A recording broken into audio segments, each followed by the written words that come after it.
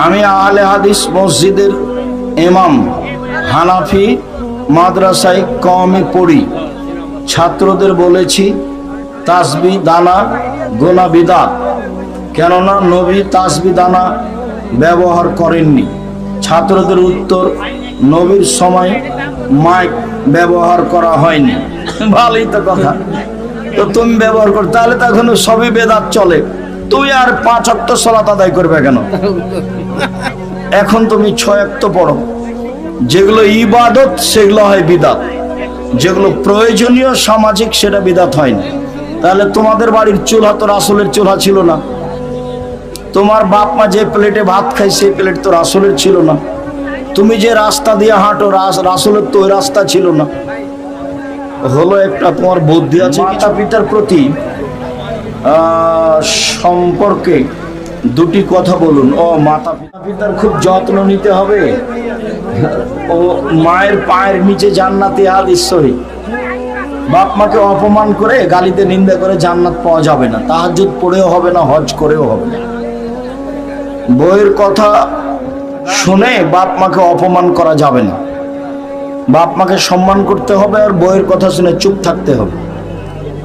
রাগ করলে শয়তান তালাক দাঁড়িয়ে ছাড়বে। আমাদের সমাজের কিছু আহলে হাদিস ভাইরা তো এগুলো তো এক শ্রেণীর লোকের এবং এক শ্রেণীর আলেমের অভ্যাস হয়ে গেছে। যে যখন মনে চাচ্ছে মনে করছে সে তখন আর একজন আলেমকে একবার ধুয়ে ছেড়ে দিচ্ছে। সাধারণ মানুষ নাজায়েজ নোংরা কাজগুলো স্বাভাবিক কণ্ঠে মেয়েরা কোরআন পড়বে, মানে নিজে বুঝতে পারছে, শুনতে পাচ্ছে। এরকম রাফা আযানের পর রব্বানা লাকাল হামদ এই দোয়া জোরে পড়া যাবে কি? যায়, তবে চুপে পড়াই উত্তম। একজন সাহাবী পড়েছিলেন।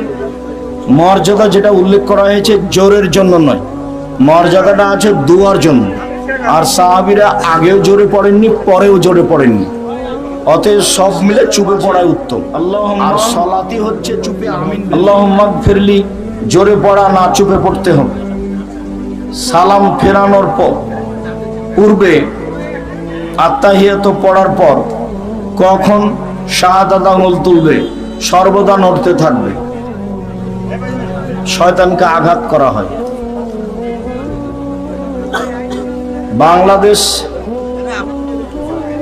শুকরিয়া, জাযাকুমুল্লাহ খায়র। আল্লাহ আমাদের যারা মারা গেছে তুমি তাদের কবরের শাস্তি মাফ করো।